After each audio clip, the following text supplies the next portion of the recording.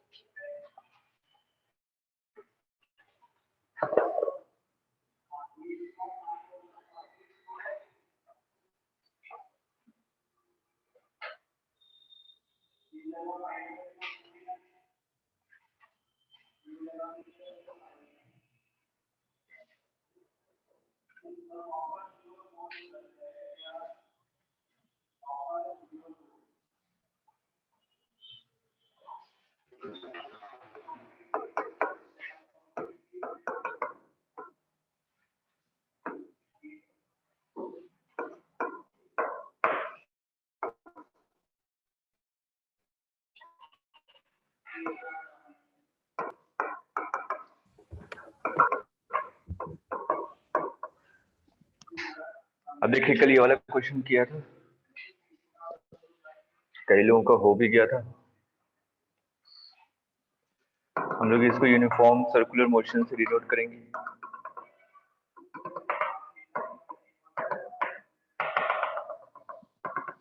अगर हम लोग यूनिफॉर्म सर्कुलर मोशन में देखें तो पार्टिकल ये क्या कर रहा है, ये मैक्सिमम -a तक जा रहा है और राइट हैंड साइड में सिर्फ a/2 तक जा रहा है।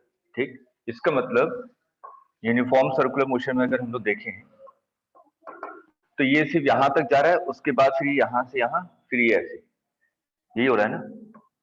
इस वाले पार्ट को तो मूव ही नहीं कर रहा, वो सिर्फ a/2 तक ही जा रहा है। ठीक, तो अगर हम लोग ये वाला टाइम निकाल लें कि पार्टिकल को A से B तक जाने में कितना टाइम लग रहा है, ये वाला टाइम, तो पूरे टाइम पीरियड में से ये वाला टाइम सिर्फ माइनस करना है।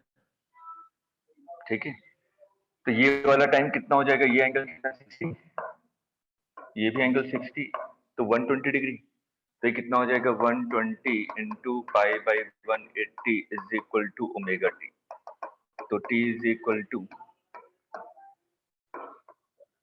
2 pi by 3, 2 pi by T/3, ये टाइम आ जाएगा।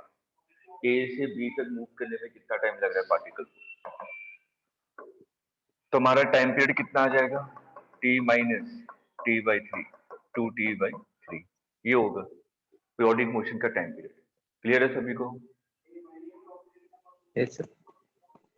क्लियर है सबको? सर ये t minus t/3 क्यों किया? क्योंकि हमने ये A से B तक का टाइम निकाल दिया। इस वाले पोर्शन में तो पार्टिकल मूव कर ही नहीं रहा, वो तो यहीं तक आ रहा है, टकरा के वापस चला जा रहा है, तो ये टाइम चाहिए हमें।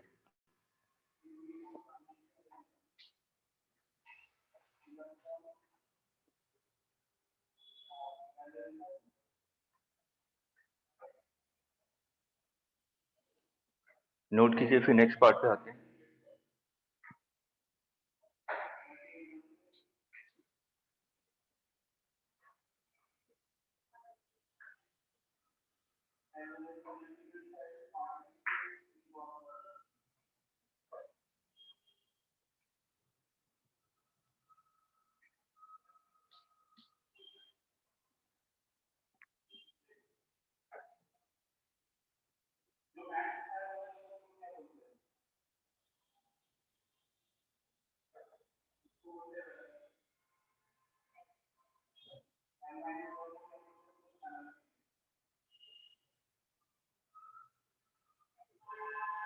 सर हो गया।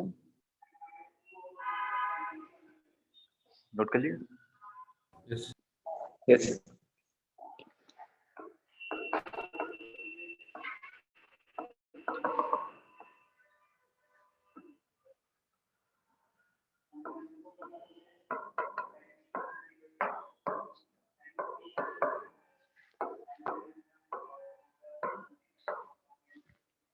Find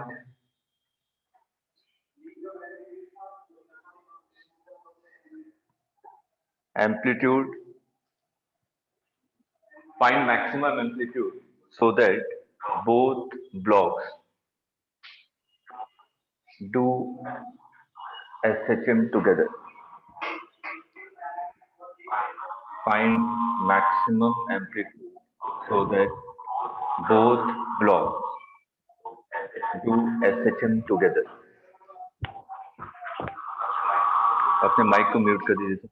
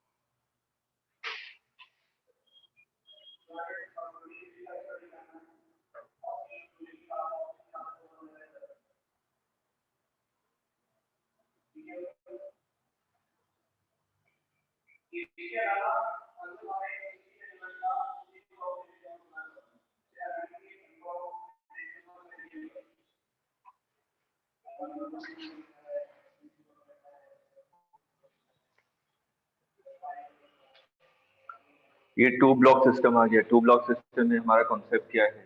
उस ब्लॉक के एनालिसिस करेंगे जिसपे फोर्स नहीं लगा। नीचे वाले तो मूव करवा रहा होगा kx, ठीक है, लेकिन मेरे को ऊपर वाले ब्लॉक को देखना है। ऊपर वाले को कौन मूव करवाएगा? फ्रिक्शन। बस उसके बारे में सोचिए और इक्वेट कीजिए।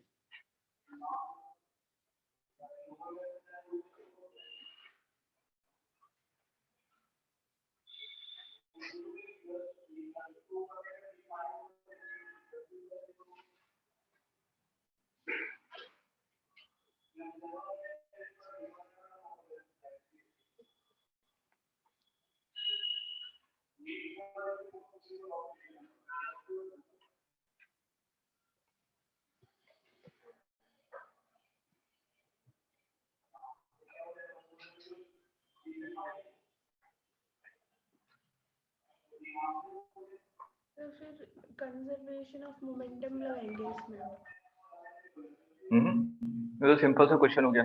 इसको मूव करवाने के लिए कौन रिस्पॉन्सिबल है? फ्रिक्शन। तो friction is equal to maximum value क्या होगी? मूव mg। और मैक्सिमम एक्सीलरेशन कितना होगा? a max will be equal to net force mu mg divided by mass।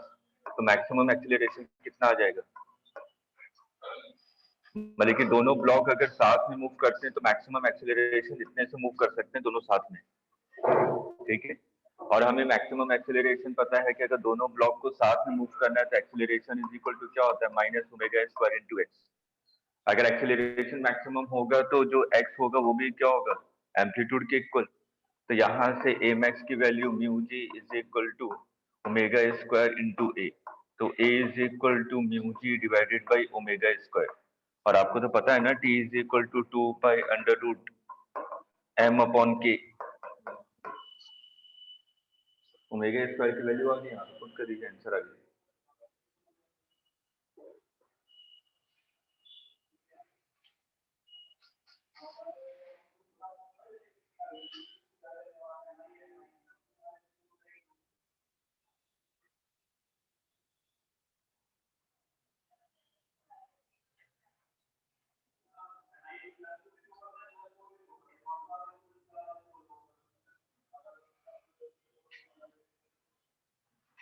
Circle class है। अभी मैं बता देता हूँ, केमिस्ट्री क्लास के लिए तो मैं इन्फॉर्म कर दूंगा।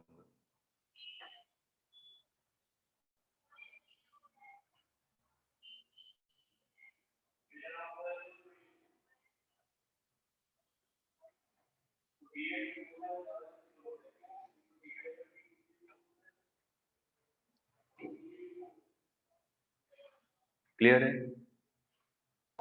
यस।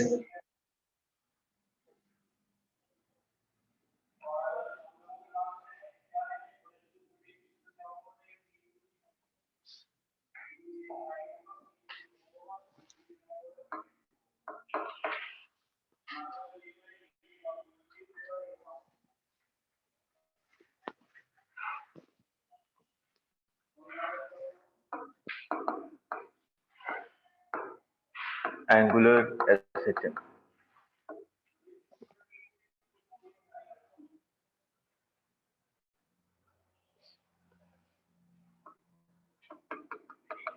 मैंने कहा कि कोई सी भी, जैसे कि मैंने कहा पेंडुलम के बारे में बात करें।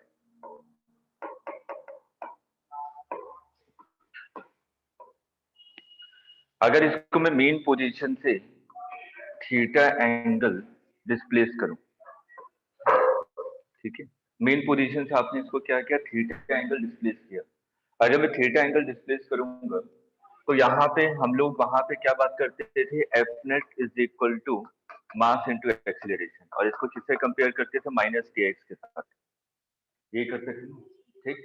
तो यहाँ पे अगर हम लोग इसको मूव कर रहे हैं, यहाँ पे एंगुलर डिस्प्लेसमेंट थीटा दे रहे हैं, तो इसको हम लोग किससे कंपेयर करेंगे, tau net is equal to mass into acceleration I into alpha, किसके साथ कंपेयर करेंगे, माइनस के इंटू थीटा।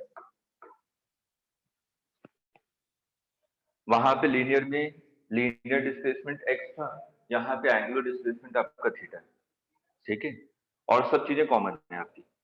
अब मान लीजिए इसको आपने यहाँ पे डिस्प्लेस किया, डिस्प्लेस करूंगा तो नीचे की तरफ फोर्स क्या लग रहा है, एम जी, ये थीटा है, इसका कंपोनेंट ले लिया आपने, इस डायरेक्शन में कंपोनेंट कितना आएगा, ये थीटा, ये भी थीटा, ये कंपोनेंट कितना हो जाएगा, एम जी साइन थीटा। तो torque is equal to force into perpendicular distance, force कितना है, एम जी साइन थीटा, और परपेंडिकुलर डिस्टेंस कितनी है, एल, जो स्ट्रिंग की लेंथ है। तो यहाँ पे आपने टॉर्क लिखा m g sine theta into length, लेकिन यहाँ पे देखिए आपने एंगुलर डिस्प्लेसमेंट इस डायरेक्शन में दिया हुआ है, ठीक, और जो टॉर्क लग रहा है वो इस बॉडी को इस डायरेक्शन में लेकर आ रहा है, ठीक है। तो ये थीटा के अपोजिट डायरेक्शन में है, इसलिए इसको हम लोग क्या लिखेंगे, minus M g sine theta into L, और torque is equal to I into alpha. I कितना होगा,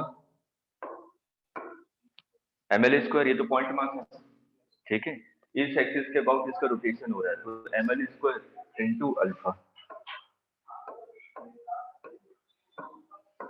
तो देखिए alpha is equal to g by l into sine theta, ये यार, क्योंकि थीटा बहुत स्मॉल है, थीटा इज वेरी स्मॉल, तो साइन थीटा की वैल्यू अप्रोक्सीमेटली क्या हो जाएगी, थीटा। तो alpha is equal to minus g by l into theta, ये किसके इक्वल होगा, ओमेगा स्क्वायर। तो t is equal to 2 pi divided by omega, मतलब कि under root L upon g. ये स्टैंडर्ड फॉर्मूला आपको पता भी होगा, time period of simple pendulum, कीजिए, नोट कीजिए।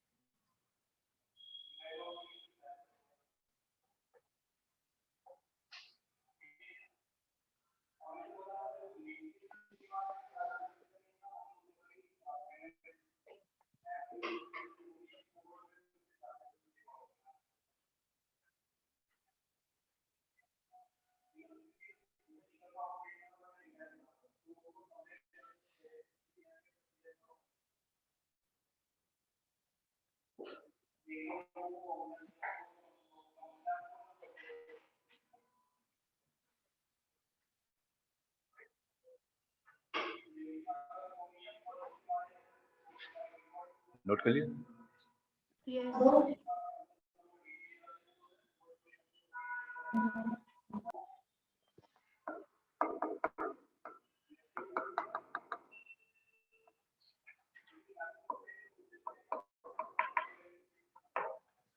ये एल लेंथ है, आपने इसको क्या किया, 4 डिग्री तक ले गए और इस पोजीशन पे आने के बाद इसको रिलीज कर दिया और आपसे बोला गया जब ये 2 डिग्री पे पहुंचेगा इस पोजीशन से इस पोजीशन तक, इसको मान लीजिए ए पोजीशन, ये मान लीजिए b position, a to b तक आने में इसको कितना टाइम लगेगा? ए से बी तक आने में इसको कितना टाइम लगेगा? और सिंपल पेंडुलम का टाइम पीरियड है कैपिटल टी। सिंपल पेंडुलम का टाइम पीरियड है कैपिटल टी। 4 डिग्री से 2 डिग्री तक आने में इसको कितना टाइम लगेगा?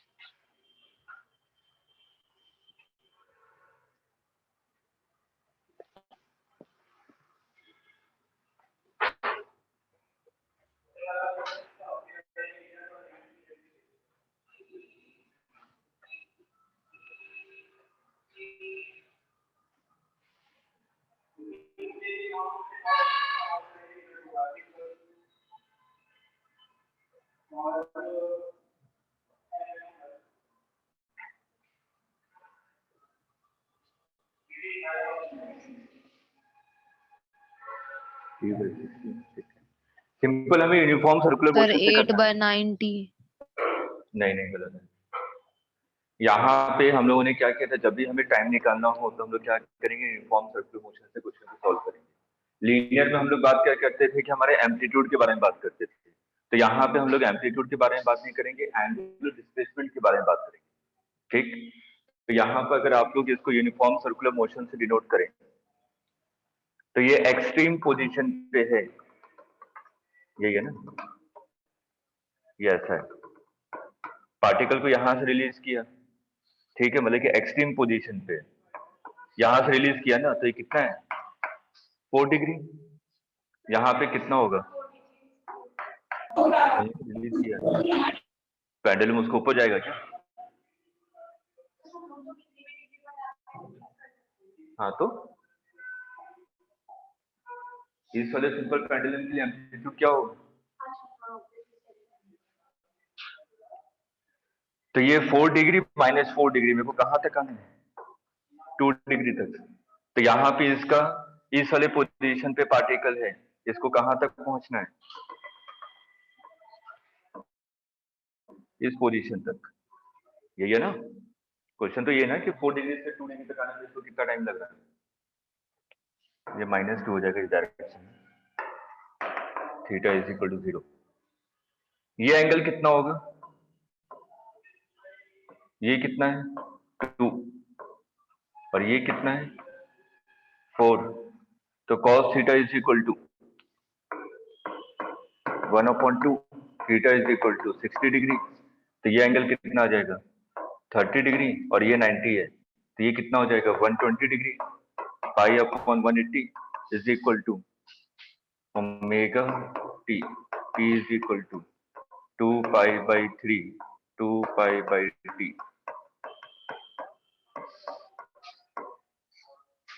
ये क्वेश्चन कर चुके हैं लीनियर में, बस यहाँ पे एंगुलर आ गया और कुछ नहीं। लेकिन एंगुलर डिस्प्लेसमेंट कितना है? 4 डिग्री। उसी पोजीशन पे जाने के बाद आपने पेंडुलम को क्या किया? रिलीज किया। तो 4 से -2 पूछ रहा है कितने टाइम पे पहुंचे। तो सिंपल क्या हो गया? a से -a/2 तक कितने टाइम पे पहुंचे?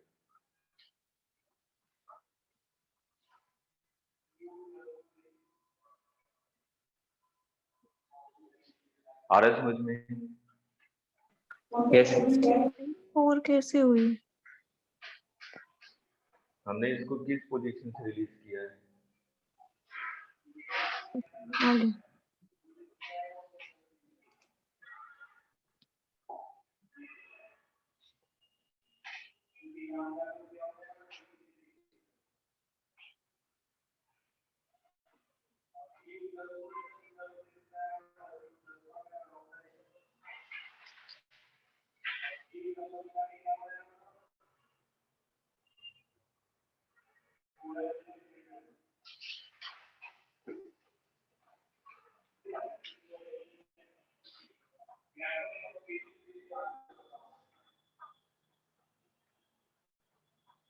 नोट कर लिया?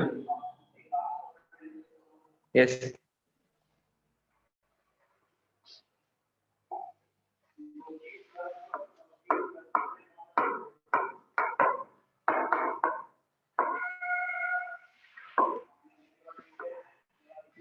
अब देखिए सेकंड पेंडुलम। सेकंड पेंडुलम का मतलब क्या होता है? एक ऐसा पेंडुलम जिसका टाइम पीरियड क्या हो? 2 सेकंड। और लेंथ ऑफ स्प्रिंग क्या हो आपकी? 1 metre. t is equal to 2 pi under root L upon g है। t की वैल्यू पता है आपको? 2 सेकंड। यहाँ पे पुट कर दीजिए।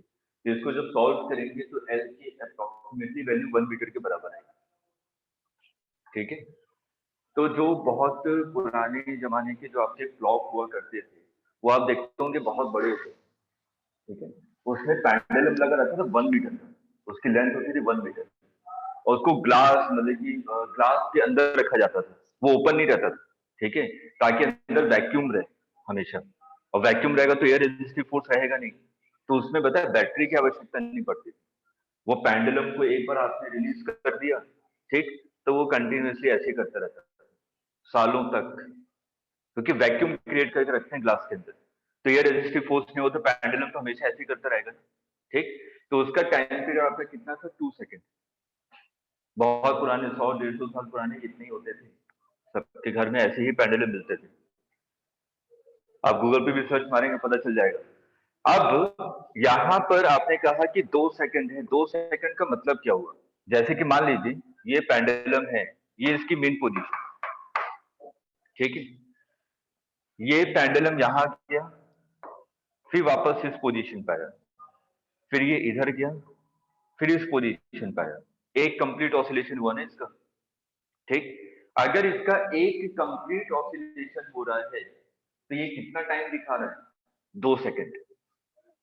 ठीक? इसका मतलब एक कंप्लीट ऑसिलेशन में ये मेन पोजीशन को कितनी बार क्रॉस कर रहा है? 2 बार। ठीक है? तो हमने सिंपल सा कॉमन सेंस क्या लगाया? जितनी बार मेन पोजीशन को क्रॉस करेगा इसकी जो सेकंड वाली सुई है वो 1 सेकंड आगे बढ़ेगी। एक बार क्रॉस किया 1 सेकंड आगे, फिर दोबारा क्रॉस किया फिर 1 सेकंड आगे। ठीक है, तो वो अपने घड़ी की सुई में वैसे ही चलती रहती थी। पेंडुलम जितनी बार मेन पोजीशन को क्रॉस करता था 1-1 सेकंड आगे बढ़ता रहता था। ठीक है, अब एक बार क्वेश्चन एग्जाम में पूछा गया कि जो हम लोग घर वगैरह में भी ऐसे आपने पेंडुलम वाले क्लॉक देखे होंगे। ठीक है, पेंडुलम क्लॉक रहता है लेकिन साइज छोटी रहती है। मान लीजिए कि पेंडुलम क्लॉक है ये है, ये पेंडुलम क्लॉक है आपका। ठीक, लेकिन साइज छोटी होती थी, छोटे छोटे साइज की भी पेंडुलम क्लॉक मिल जाते हैं। वो भी मेन पोजीशन को जितनी बार क्रॉस करता है टाइम आपका 1 सेकंड ही आगे बढ़ता है। तो ये सेकंड पेंडुलम है क्या?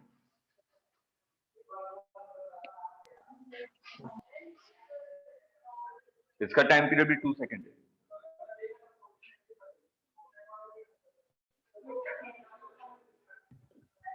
सिर्फ और सिर्फ इसी को हम लोग सेकंड पेंडुलम कहेंगे। क्योंकि इसकी लेंथ छोटी है। हाँ, लेंथ आपका 1 मीटर होगा तभी आपका ये 2 सेकंड देगा। ठीक, लेकिन जो यहाँ पर आपने देखा है जो आजकल के जो आपके वॉचेस होते हैं वहां पे पीछे बैटरी लगी रहती है। ठीक है, उसको हम लोग एक्सटर्नल एनर्जी सप्लाई करते हैं। ठीक, तो इसलिए वो 1-1 सेकंड पे जा रहा है, मतलब कि वो बैटरी है ना, उसको 1-1 सेकंड पे ऐसे मूव करवानी है। वो खुद से मूव नहीं हो रहा, वो एक्सटर्नल फोर्स है जो उसको सप्लाई दे रही है, एनर्जी दे रही है, जिसके कारण वो 1-1 सेकंड पे मीन पोजीशन को क्रॉस कर रहा है। ठीक, तो सेकंड पेंडुलम हमेशा याद रखिएगा टाइम पीरियड 2 सेकंड होना चाहिए और लेंथ आपकी 1 मीटर होनी चाहिए। अगर लेंथ 1 मीटर नहीं है तो वो सेकंड पेंडुलम नहीं होगा। क्लियर है? लिख लीजिए। yes,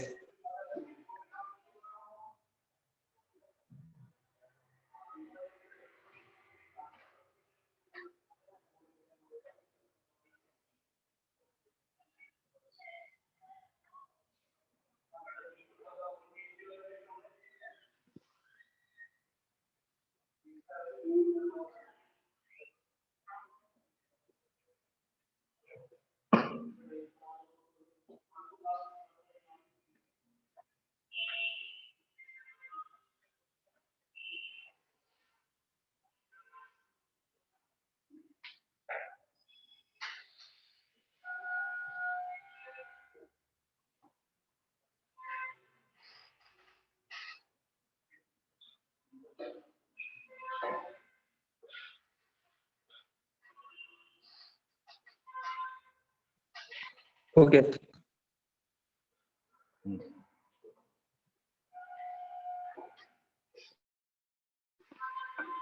time period 2 pi under root L upon g, ये पेंडुलम का फॉर्मूला है। तो यहाँ पे अगर हम लोग देखें कि अगर पेंडुलम के टाइम पीरियड को अगर हमें चेंज करना है तो हम लोग लेंथ को वेरी कर सकते हैं, उसके कारण टाइम पीरियड चेंज हो जाएगा, या तो हम लोग जी फैक्टर्स को चेंज कर दें। जैसे आपने कहा कि एक पेंडुलम है, इसको आपने लिफ्ट में रखा और लिफ्ट आपका ऊपर की तरफ ये एक्सेलरेशन से मूव कर रहा है, ये पेंडुलम है। ठीक, जी तो ये आपका फास्ट मूव कर रहा होगा, स्लो मूव करेगा, या कांस्टेंट रहेगा, या इनसफिशिएंट डेटा। अगर लिफ्ट के अंदर पेंडुलम को रख दिया और ये ऊपर की तरफ एक्सीलरेट कर रहा है स्लो तो सर ये जो स्लो फास्ट मूव करेगा स्लो करेगा कि कांस्टेंट? स्लो स्लो क्यों? सर क्योंकि जी प्लस ए हो जाएगा और sir T is inversely proportional to g, तो जी ज्यादा हो जाएगा, जी प्लस ए ज्यादा होगा तो सर टी कम हो जाएगा। यही होगा, टी की वैल्यू कम हो गई, इसका मतलब फास्ट मूव कर रहा है। अरे हाँ सर हाँ फास्ट हाँ हाँ यस सर हाँ। टाइम पीरियड कम हो गया ना, तो घड़ी तो ज्यादा टाइम दिखाएगी ना, भले कि जल्दी जल्दी वो बढ़ रहा है। अभी आपकी घड़ी में 2 ही सेकंड है, उसने 3 सेकंड दिखा दिया। अब ऐसे ऐसे क्वेश्चन गलत मत कीजिएगा एग्जाम में। कई बार क्वेश्चन पढ़ते लगता है खुशी हो जाती है बहुत ज्यादा, ये तो आ गया, तुरंत आंसर मार्क करके आगे बढ़ते हैं। अरे आ गया तो एक बार दोबारा सोचिए कि जल्दबाजी में गलती ना हो जाए।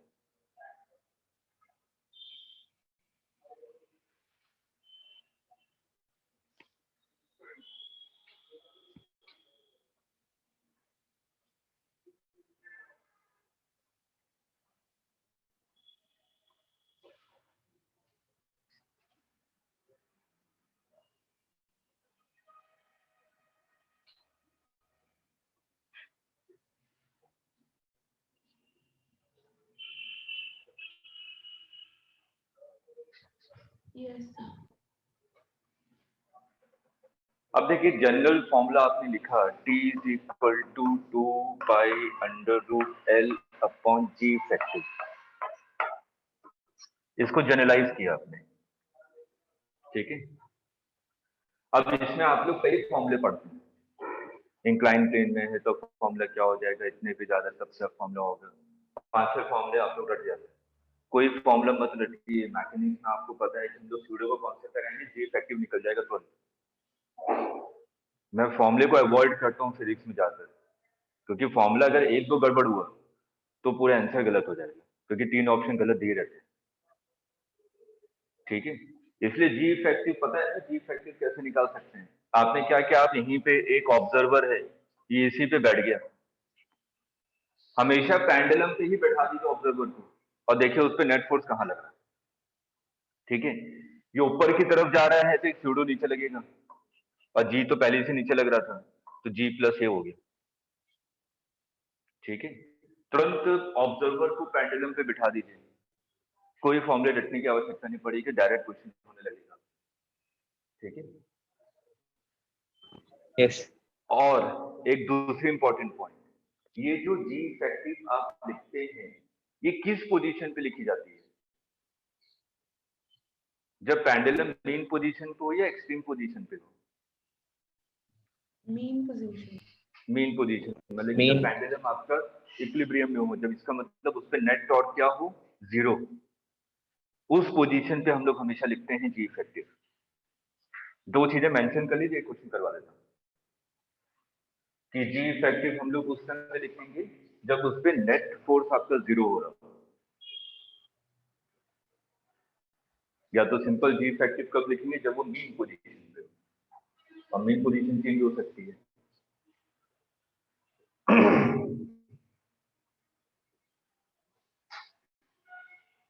जैसे कि मान लीजिए ये पेंडुलम है, ये पेंडुलम है, इसको आपने किसी ट्रक में रख दिया, ठीक है। अब ट्रक क्या कर रहा है, इस डायरेक्शन में मूव कर रहा है ए एक्सीलरेशन। जब ये रुका हुआ था तो मेन पोजीशन तो यही था ना, जब ये रुका हुआ था, लेकिन जैसे ही आपने ट्रक को मूव किया तो इस पे सूडो लगने लगा पीछे की तरफ। मैंने बोला ना ऑब्जर्वर को तुरंत यहाँ पे बिठा दीजिए, ठीक। तो इसको आपने यहाँ पे बिठा तो इससे सूडो लगेगा, सूडो लगेगा तो क्या होगा, ये पीछे की तरफ मूव करेगा ना, ठीक। और इस पे ग्रेविटी भी लग रहा है, तो इसको रोकने की कोशिश करेगा, तो कहीं यहाँ पे जाके हो सकता है ये मेन पोजीशन आ जाए,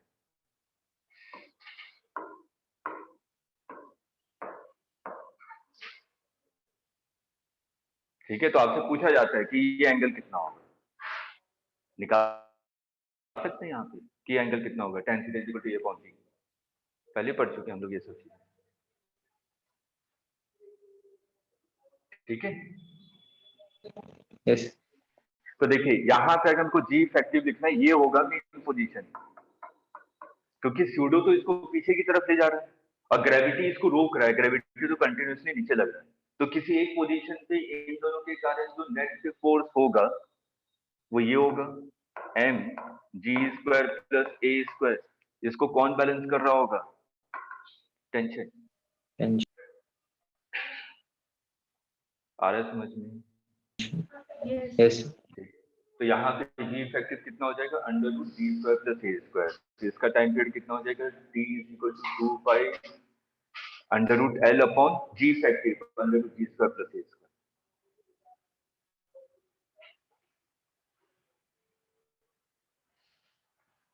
मान लीजिए ये पेंडुलम है,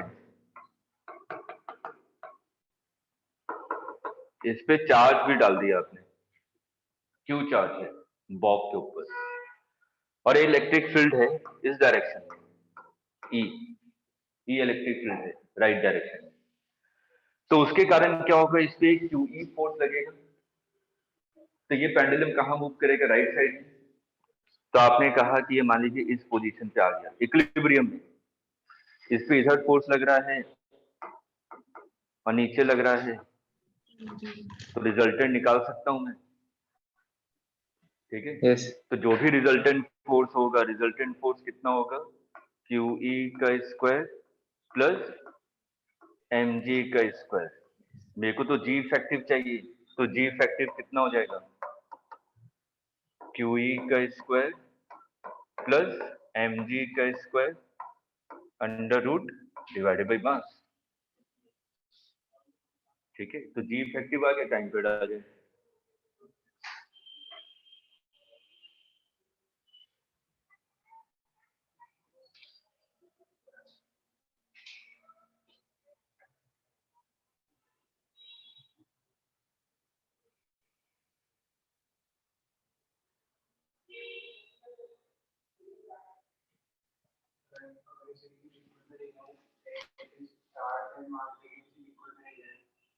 समझा नहीं क्या बोल रहे हैं? कहाँ ले जाए, लिक्विड में करेंगे, करेंगे बात करेंगे, इलेक्ट्रिक फील्ड की बात करेंगे, रुक जाइए जब मीडियम चेंज करते हैं। इलेक्ट्रोस्टैट में भी क्वेश्चन करवाऊंगे। चलिए, क्लियर है यहाँ तक? Yes sir. मैंने कहा आपके पास एक सेकंड पेंडुलम था, ठीक है। सेकंड पेंडुलम है, इसका मतलब उसका टाइम पीरियड कितना है, 2 सेकंड। जितनी बार न्यू पोजीशन को क्रॉस करेगा 1 सेकंड आगे बढ़ता जाएगा, ठीक। लेकिन उसका जो टी न्यू था वो कितना हो गया, 2.5 सेकंड। मतलब कि पेंडुलम फास्ट चल रहा है कि स्लो चल रहा है? स्लो चल रहा है। स्लो चल रहा है, ठीक। तो अगर मेरी घड़ी में 2 सेकंड हो रहे होंगे, ठीक है, अगर मेरी घड़ी में 2.5 सेकंड हो रहा है तो पेंडुलम कितना दिखा रहा है, 2 सेकंड, 2 सेकेंड। है ना। तो यही पूछा गया कि 10 घंटे बीत चुके हैं, मेरी घड़ी में 10 घंटे निकल चुके हैं, तो पेंडुलम कितना घंटे पीछे चल रहा होगा। 10 घंटे बीत गए तो पेंडुलम कितने घंटे दिखा रहा होगा, 6 घंटे दिखा रहा होगा, 7 दिखा रहा होगा, 8 दिखा रहा होगा, कितना दिखा रहा होगा, ये कितने टाइम से पीछे लैग चल रहा है।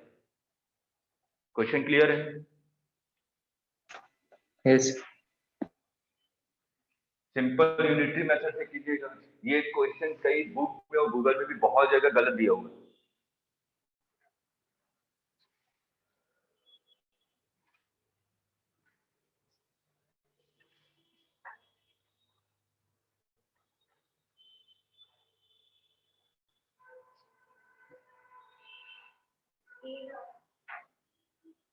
हम्म, 8 आवर देखा मैंने, 2 घंटे पीछे चल रहा है।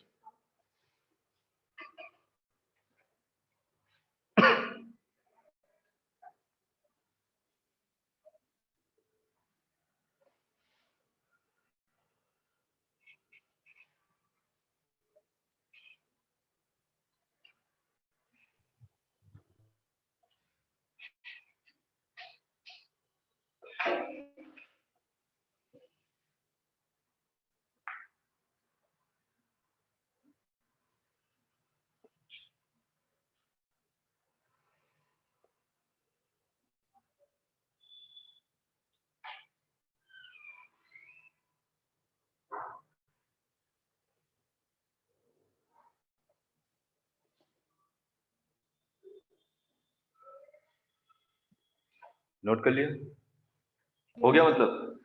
देखिए 2.5 सेकंड दिखा रहा है ये, लेकिन ये एक्चुअल में कितना पीछे चल रहा है, 0.5 सेकंड, ठीक है। इसमें 2.5 सेकंड में कितना पीछे हो गया, ये 0.5 सेकंड पीछे हो गया। तो 1 सेकंड में कितना पीछे हो गया होगा, 0.5 डिवाइडेड बाई 2.5, 1 सेकंड में इतना पीछे चला गया होगा। तो 10 आवर्स में कितना पीछे चला गया होगा,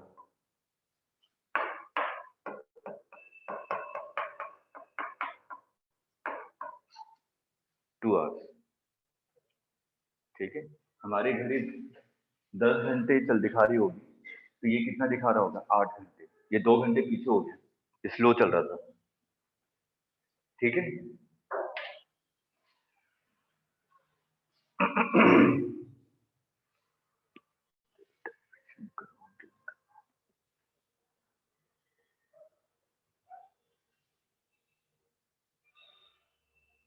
चलिए सिंपल सा, यहाँ पे अभी आपने देखा कि जो लेंथ ऑफ स्ट्रिंग थी, जो लेंथ ऑफ पेंडुलम था, वो हमारा मतलब कि फाइनाइट वैल्यू थी, 1 मीटर 2 मीटर या 0.5 मीटर, ये हमारी फाइनाइट वैल्यू थी। आगे मैंने कहा कि length of pendulum, if length of pendulum is very large, pendulum की लेंथ अगर बहुत बड़ी है तो तब क्या होगा। देखिए ये अर्थ है,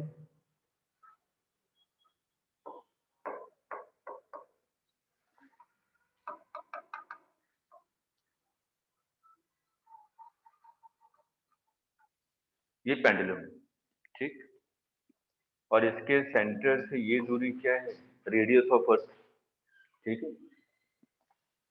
इसको आपने स्मॉल डिस्प्लेसमेंट दिया theta, very small angular displacement theta. अब इस पे जो mg फोर्स लगेगा वो तो टुवर्ड द सेंटर लगेगा ना,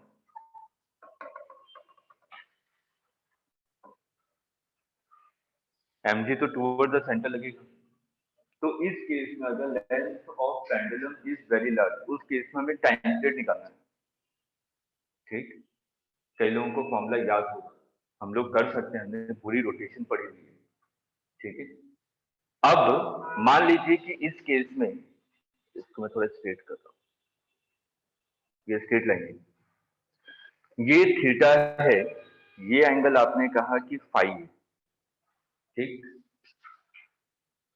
हमारे पास टॉप निकालने का तरीका क्या था, टॉप निकालने का तरीका था या तो हम लोग r परपेंडिकुलर f लिखें या तो s परपेंडिकुलर इनटू r लिखें। वो हम लोग क्वेश्चन के हिसाब से डिसाइड करते थे कि किसको लेना ज्यादा आसान, ठीक। क्योंकि लेंथ आपका बहुत बड़ा है, ये रेडियस ऑफ अर्थ भी बड़ा है, ठीक है, इतनी बड़ी लेंथ है इसकी। अगर ये लेंथ बहुत बड़ा है तो मेरे लिए s परपेंडिकुलर r निकालना थोड़ा सा मुश्किल होगा, कंपोनेंट ब्रेक करना, थोड़ा मैथ पार्ट ज्यादा इंक्लूड हो जाएगा वहां पे। तो आपने क्या किया, ये जो mg फोर्स था इसको एक्सटेंड कर दिया, ठीक। और इस पॉइंट के अबाउट आपको टॉप निकालना है, इस पॉइंट के अबाउट ये बॉब मूव कर रहा है, तो इस पॉइंट से हम लोग क्या करेंगे, इस वाली लेंथ से हम लोग ये परपेंडिकुलर ड्रॉ करेंगे, ये परपेंडिकुलर ड्रॉ करेंगे, तो यही होगा ना आर परपेंडिकुलर, आर परपेंडिकुलर यही होगा, ठीक। ये फाई है, ये थीटा है, तो ये एंगल कितना होगा, एक्सटीरियर एंगल, ठीक है, थीटा प्लस फाई। अब इस वाले ट्राइंगल में देखिए, इस वाले ट्राइंगल, ये आर परपेंडिकुलर है, आर परपेंडिकुलर की वैल्यू क्या होगी,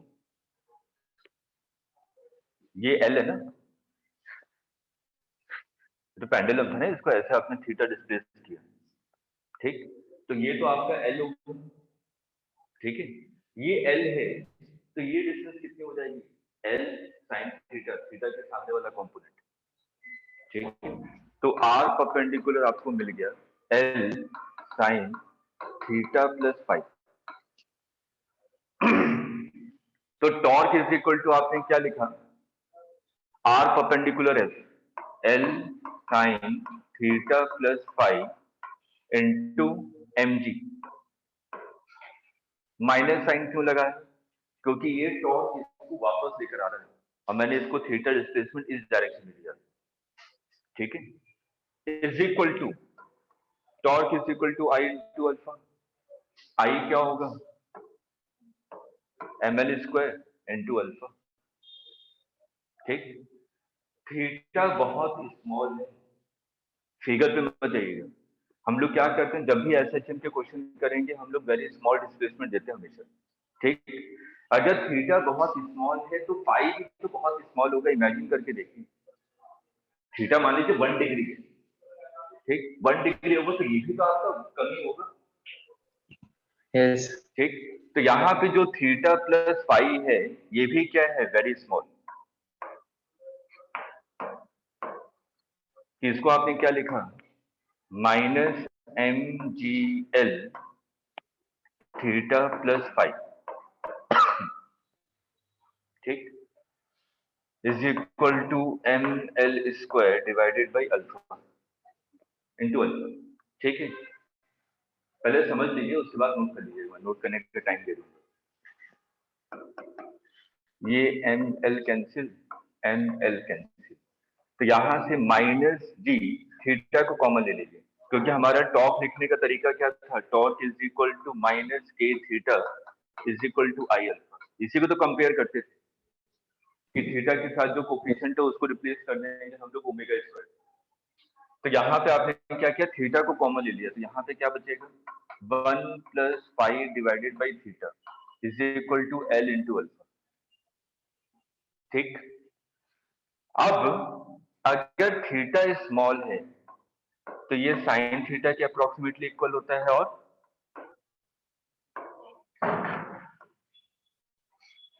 मैं ये सब चीजें इसलिए बता रहा हूँ क्योंकि ऑप्टिक्स भी पढ़ना है। ठीक है, वहां पे हमें ऐसे अप्रोक्सीमेशन लेने पड़ेंगे। ठीक, तो यहाँ पे आपका थीटा स्मॉल है तो वो साइन थीटा के इक्वल होगा, और साइन थीटा किसके इक्वल होगा, टेन थीटा के इक्वल होगा। ठीक, यहाँ पे बताइए टेन फाई, इस ट्राइंगल को देखिए ध्यान से,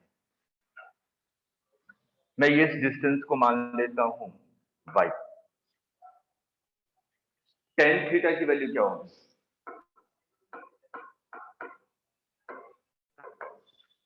ट्राइंगल को देखिए ध्यान से, टेन थीटा क्या होगा, y डिवाइडेड बाई, ठीक है, और फाई, टेन फाई कितना होगा, L by R. ठीक है, परपेंडिकुलर डिवाइडेड बाई बेस। ठीक, ये वैल्यू यहां पे पुट कीजिए। देखिए बहुत इंपॉर्टेंट रिलेशन आएगा, हम लोग ग्रेविटेशन पे पहुंचेंगे तुरंत, जो आप लोग डरते हैं। तो minus g theta 1 plus phi की जगह आपने क्या लिखा, टेन फाई कितना था, y upon are,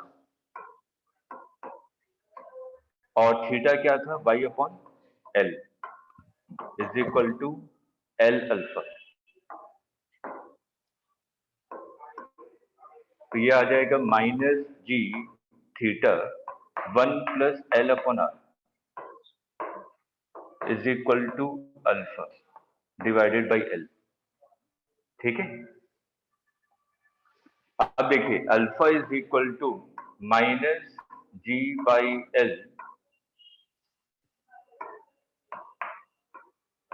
1 plus L upon R into theta, यही आ रहा है। ये किसके इक्वल है, ओमेगा स्क्वायर। तो यहां से टाइम पीरियड कितना आ जाएगा, t is equal to 2 pi divided by omega. इसको थोड़ा सा और सिंप्लीफाई कर सकते हैं, एल को अंदर ले जाएगी जी, एल को अंदर लेके 1 upon L plus 1 upon R into theta, यही होगा। तो ये क्या हो जाएगा, रेसिप्रोकल हो जाएगा, under root 1 divided by g 1 upon L plus 1 upon R, ये आ गया, ये आ गया टाइम पीरियड।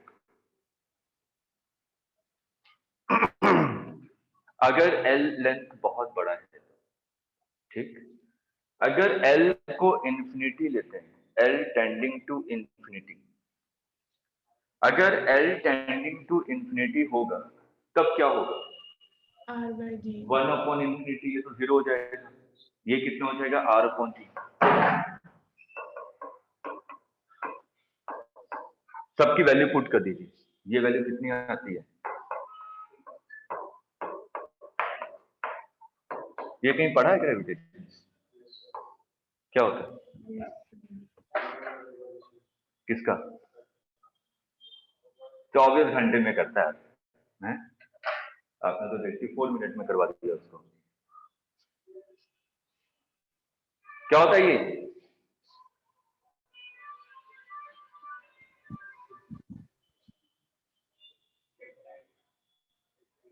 हाँ क्या सैटेलाइट,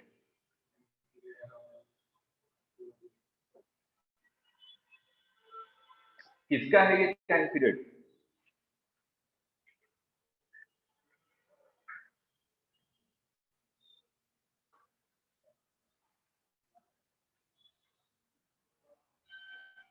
मेरे को कल बताइएगा, कुछ तो मेहनत कीजिए, भले ही पन्ने को पलटिएगा। एनसीईआरटी में साफ साफ लिखा हुआ है जब एक ग्रेविटेशन यूज करें, अगर एल की वैल्यू बहुत स्मॉल है, फाइनाइट है, जो अभी हम लोग करते आ रहे थे, अगर एल की वैल्यू फाइनाइट है तो टाइम पीरियड कितना हो जाएगा?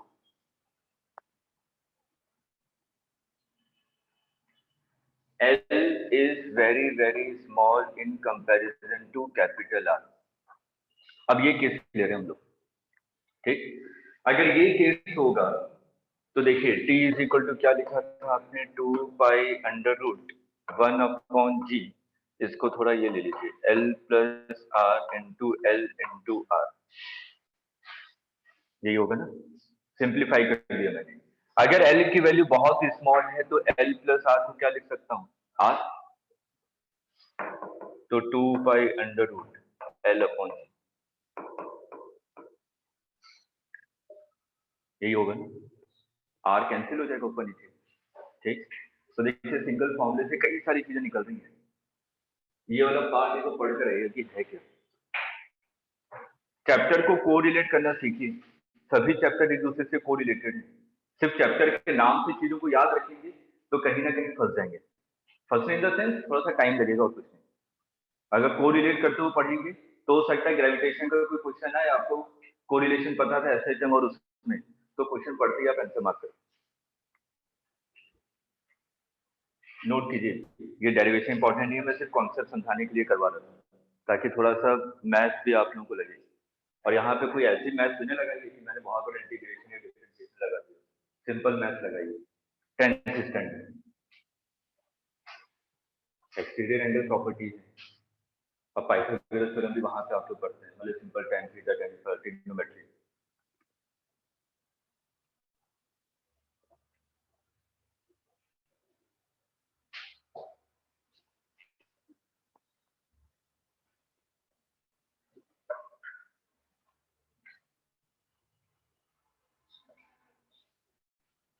नोट कर लिए यहाँ तक, स्क्रॉल करो।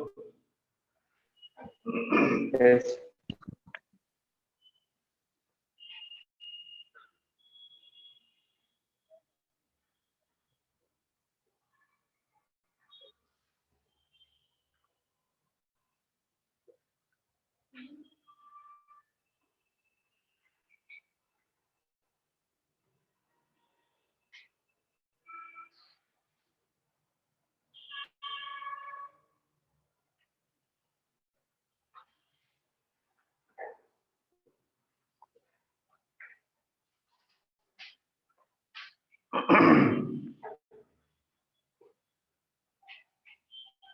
अभी मैं थोड़ी में कल की क्लास के बारे में बता देता हूँ। कल क्लास से कल ये बाइंड अप हो जाएगा ऐसे, बस 2-3 टॉपिक और बचे मुझे।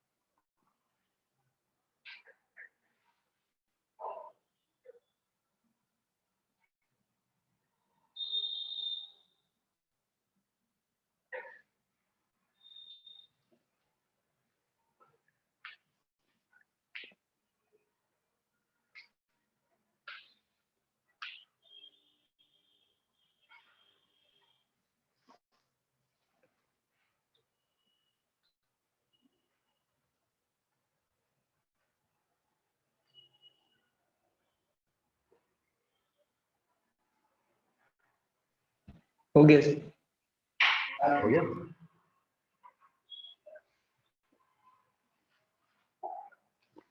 फिजिकल पेंडुलम,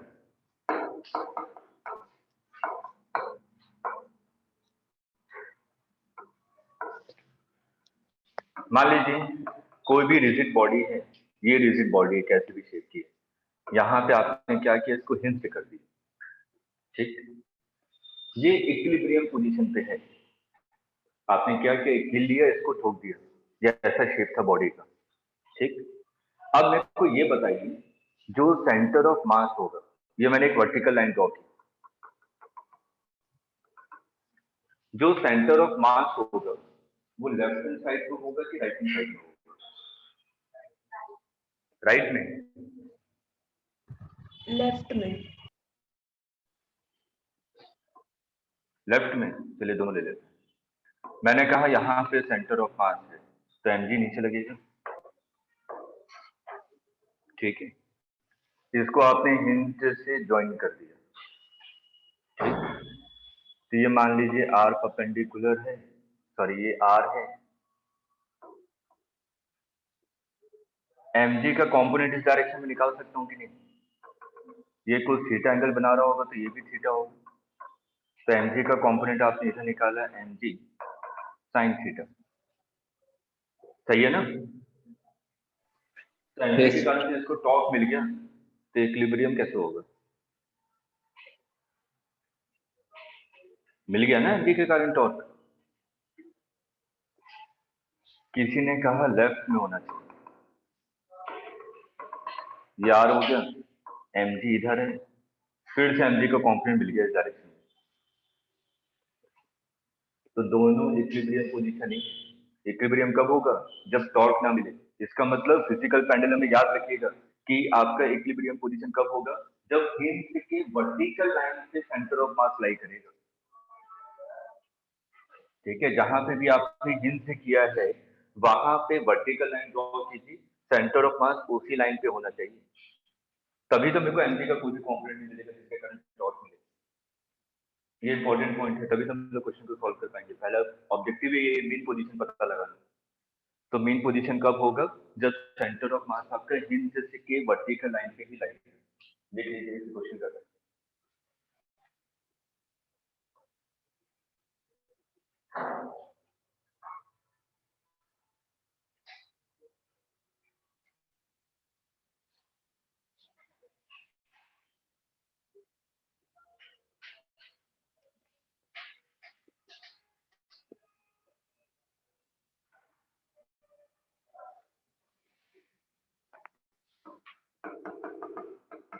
ये हिंज से किया था, ये कोई बॉडी है, आपने कहा सेंटर ऑफ मास ये तो होना चाहिए कहीं पे, ठीक है। क्योंकि मेरे को यहाँ पे टाइम पीरियड निकालना था, तो हम लोग क्या करते हैं, हमेशा स्मॉल एंगुलर डिस्प्लेसमेंट देते हैं।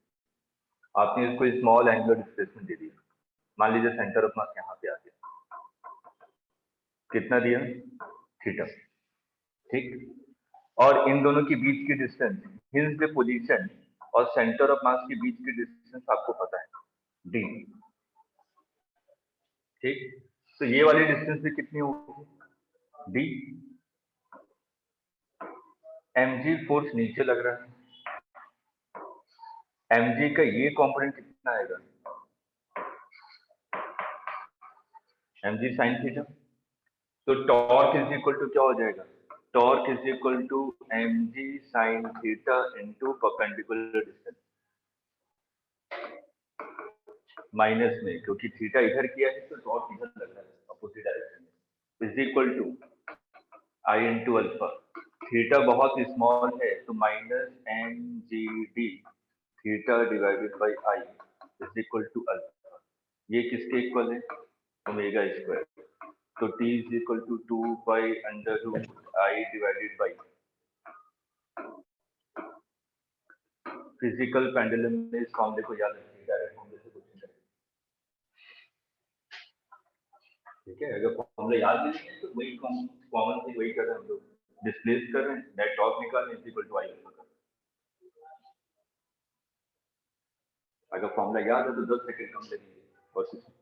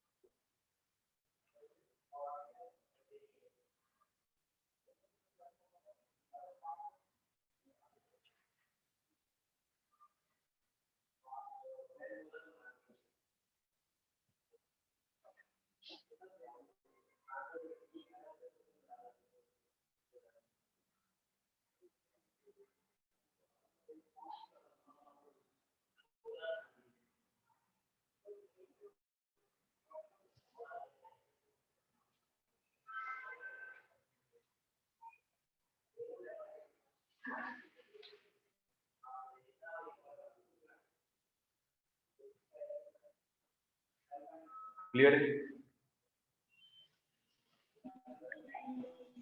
यस। एक डिस्क है जिसका मास m है, रेडियस कैपिटल है। इस पॉइंट से आपने हिंस लेकर जो कि सेंटर से कितनी दूरी पे था, r/2। Find time period.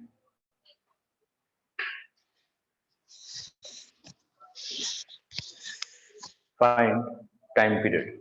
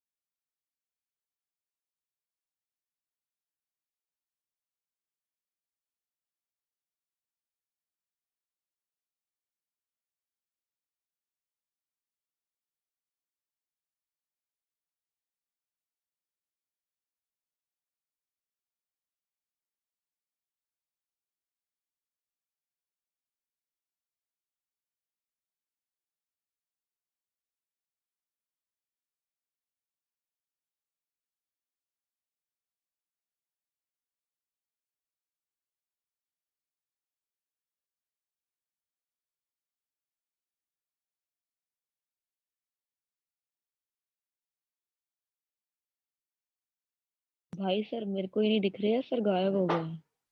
मेरी जेब में है ऋतिक सर, पागल सा मेरे से पूछ रहा है सर कहाँ गए। ये एक सीरियस क्लास है, इसको कोई फिश मार्केट मत बनाओ तुम। Two bad elements of the society get out from class.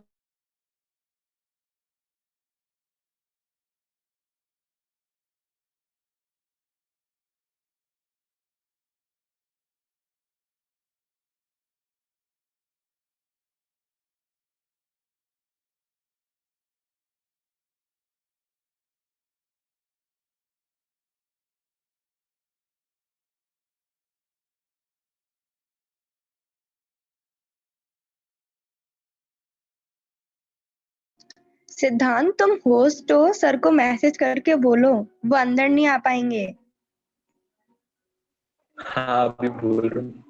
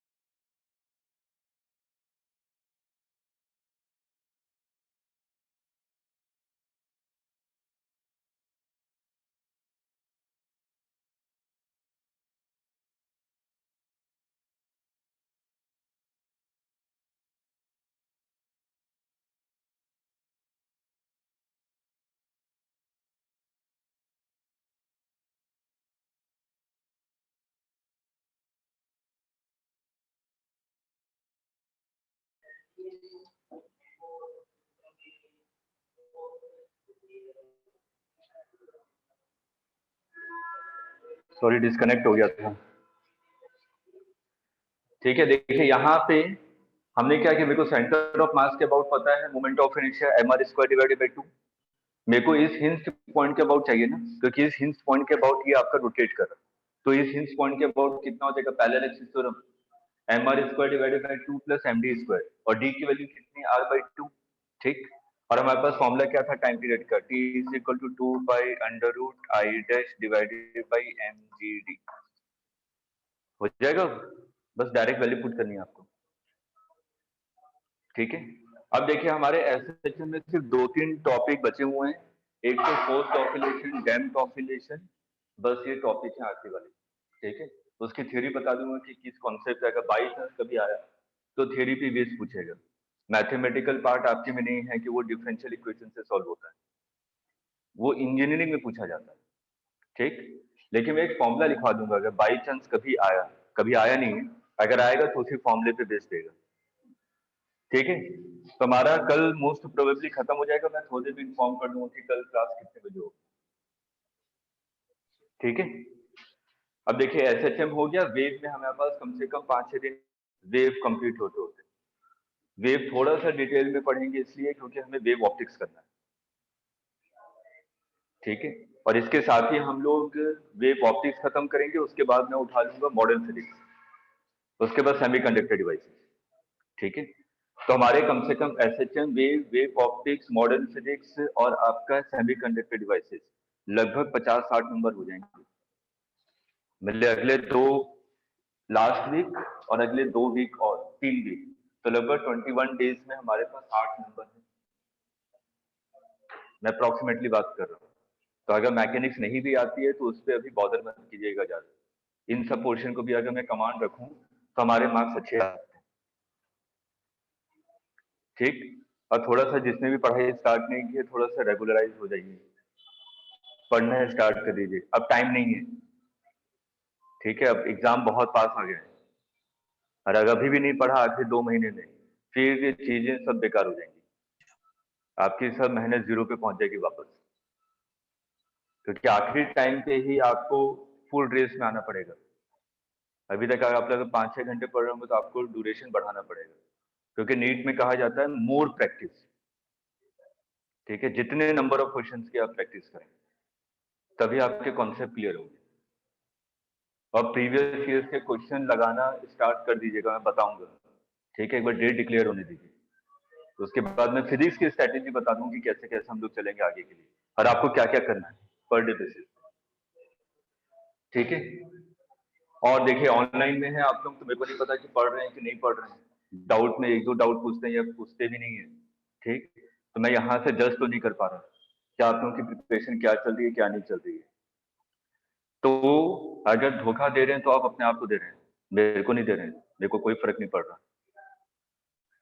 ठीक है, आपको निकालना है तो आप उसके लिए ज्यादा रिस्पॉन्सिबल होंगे कि आपने पढ़ाई की या नहीं की, तो उस चीज के बारे में थोड़ा सा सोचिएगा। अब आखिरी टाइम चल रहा है आप लोगों का, इसलिए मैं ये चीज बोल रहा हूँ। और दूसरे ऑनलाइन प्लेटफॉर्म से आपको लगता होगा बैजूस, अनअकैडमी, ऐसे बहुत सारे स्टूडेंट हैं जो कि डाउट ले रहे हैं मेरे से, बैजूस के हैं और अनअकैडमी के हैं। वो लोग कहते हैं सर 15 मिनट का डाउट सेशन होता है, उसमें पता ही नहीं चलता क्या बताया क्या नहीं बताया। कोई डाउट पूछो उसका सिंपल सोल्यूशन शेयर कर देते हैं, ये रहा सोल्यूशन तो मेरे को भी पता है, लेकिन क्यों हुआ कैसे हुआ ये नहीं पता। और आप लोगों को यहाँ पे मिल रहा है 2-2, 3-3 डाउट सेशन मिल रहा है एक ही चैप्टर पे, तब भी डाउट्स नहीं आ रहे, तब भी इतना सीरियस नहीं है।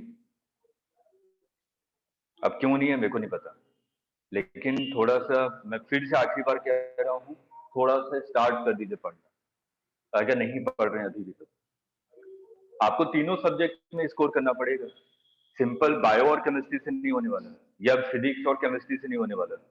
बायो तो आपका प्रायोरिटी पे होना चाहिए, 320 प्लस 330 प्लस, उसके बाद केमिस्ट्री और फिजिक्स सपोर्टिंग है रैंक को इम्प्रूव करने के लिए। ठीक है, 330 के नीचे तो बात मत कीजिएगा बायो में, उतने आने ही चाहिए।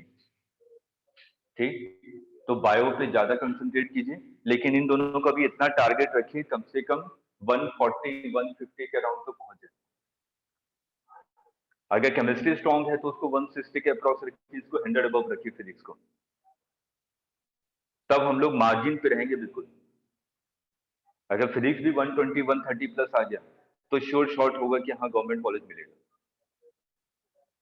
लेकिन बायो और केमिस्ट्री भी ध्यान में रखना है, ये नहीं कि एक कोई स्कोर कर रहा है दूसरे में डाउन होता जा रहा है, तीनों को पैरेलली लेके चलना है आपको, ठीक है। तो थोड़ा सा सीरियस हो जाइए आप लोग। मैं ड्रॉपर वैसे ज्यादा नहीं समझाता क्योंकि टाइम भी नहीं होता इतना।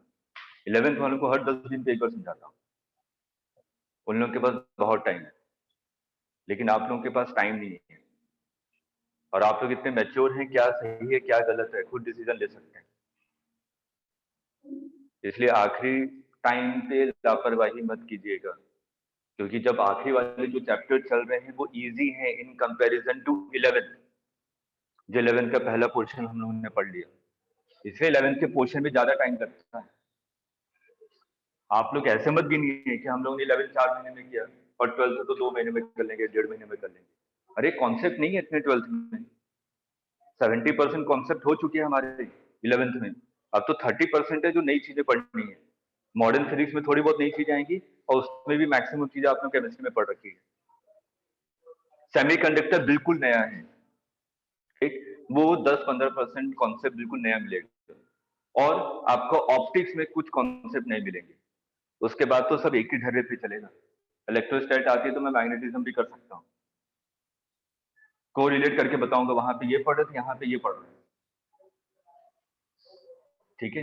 इसलिए थोड़ा सा टाइम ड्यूरेशन को कभी मत देखिए कि 11th में 4 महीने और 12th में 1.5 महीने पढ़ेंगे उसी पेज से। ये नहीं कि मैं स्किप कर दूंगा कोई टॉपिक, सभी टॉपिक करवाऊंगा, लेकिन थोड़ा सा सीरियस हो जाइए, ठीक है। और डाउट लेकर आए कीजिए, कुछ गिने चुने स्टूडेंट ही डाउट पूछते हैं डाउट सेशन में, उसका कोई मतलब नहीं है। पढ़ेंगे तो डाउट तो होंगे होंगे, 100% होंगे, और जिसका डाउट नहीं है इसका मतलब उसने पढ़ा नहीं है। अगर ऐसा होता मैंने तो सर किया, मेरे को एक भी डाउट नहीं है, अगर ऐसा होता तो वो कहीं मेडिकल कॉलेज में बैठा होता। इस चीज को समझ के रखिएगा, पढ़ेंगे 101% आएगा, भले ही किसी के ज्यादा आए डाउट किसी के कम आए। अगर मैं 100 क्वेश्चन करूंगा तो 2 डाउट तो निकल के आएंगे ना, ये एक डाउट आएगा, लेकिन डाउट को पूछिए जरूर, क्वेश्चन कीजिए। मेन मोटिव है कि क्वेश्चन की प्रैक्टिस कीजिए, प्रैक्टिस करेंगे अपना आप ही डाउट आएगा, मेरे को बोलने की जरूरत नहीं है कि डाउट पूछिए, डाउट आएगा तो फिर पूछना ही पड़ेगा, ठीक है। अभी थोड़े मैं इन्फॉर्म कर देता हूँ कल की क्लास के लिए आप लोगों को। Thank you sir. Thank you sir.